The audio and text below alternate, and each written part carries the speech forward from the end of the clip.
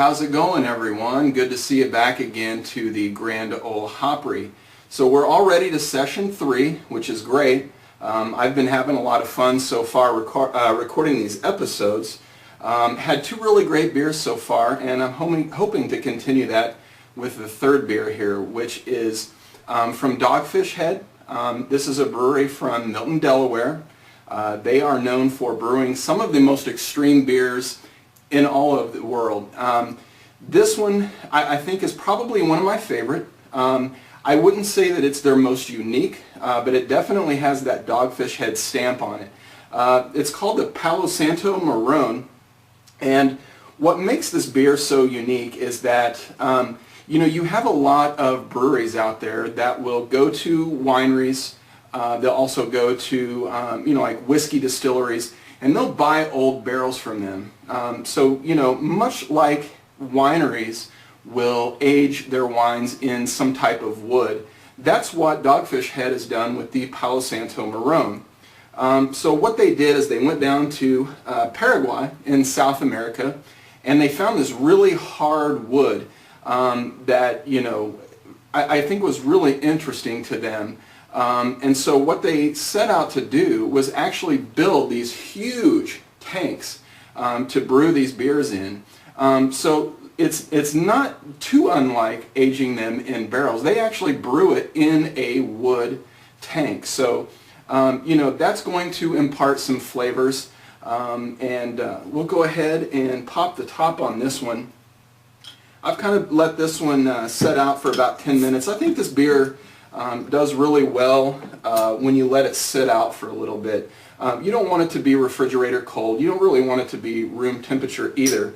But I would err probably on the side of being closer to room temperature than I would refrigerator cold. So let's go ahead and pour this one. I'm actually really excited to try this one again.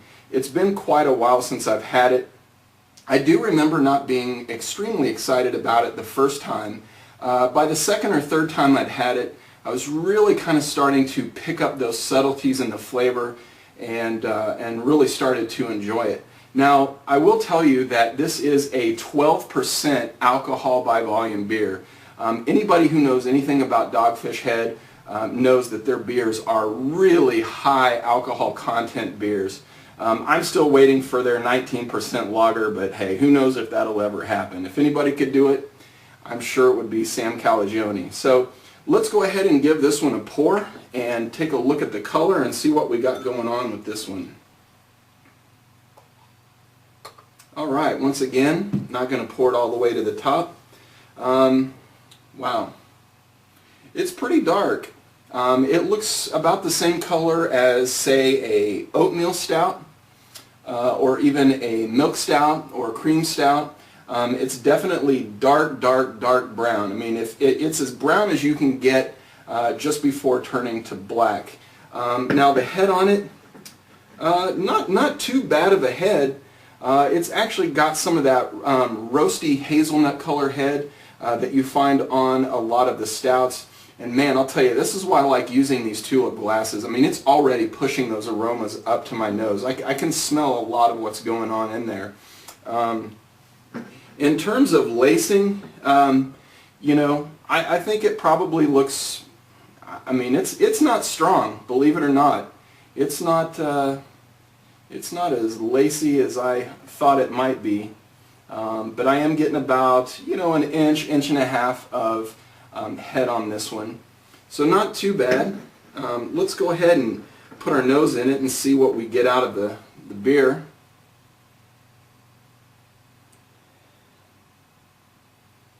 I mean, it's really complex. I'm getting a lot of caramel. There's also some vanilla flavors in there. I can definitely smell a little bit of the wood. The malts are really complex. I think that's what really kind of gives this beer its characteristic. I think maybe just a, like I said, a faint amount of licorice. I'm going to smell this one some more. I think part of the fun of enjoying these beers is to really kind of smell them. Don't just smell them before you take your first drink.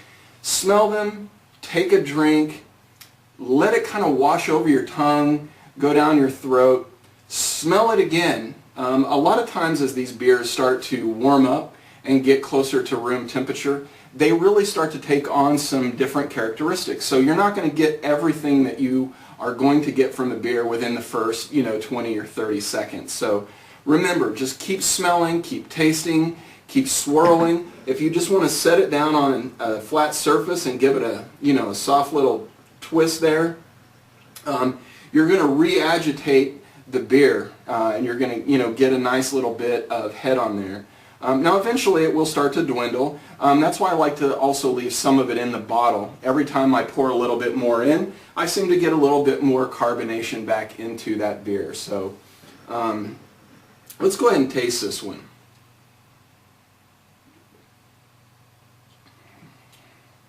Wow, this is really good.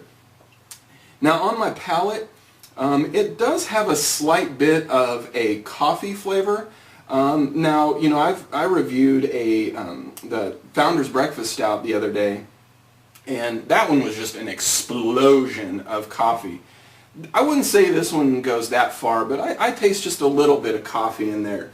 I also taste a lot of the wood characteristics in it, and the reason why I know I'm getting some of the wood characteristics from the beer is that it really almost kind of tastes like a really heavy Cabernet, or one of those heavier red wines. On the finish, I'm getting that caramel.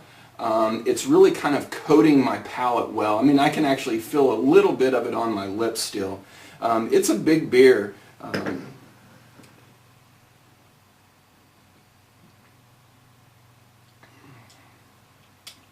I am getting a little bit of a punch from the alcohol. Now I think that's probably to be expected from a 12% beer.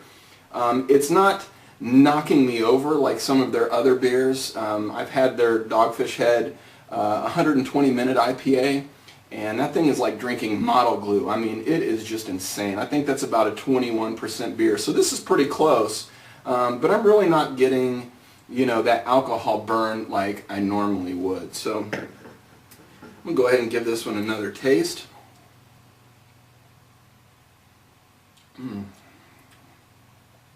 I mean, it's definitely full-bodied. When you talk about the body of a beer, that usually is how it coats your tongue.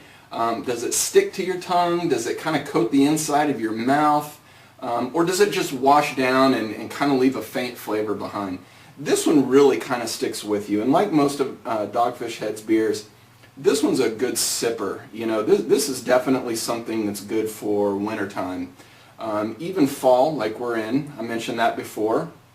You can kind of put on your sweatshirt, go sit out on the deck, watch the leaves fall, and drink one of these bad boys, and it's just a really, really, really nice time.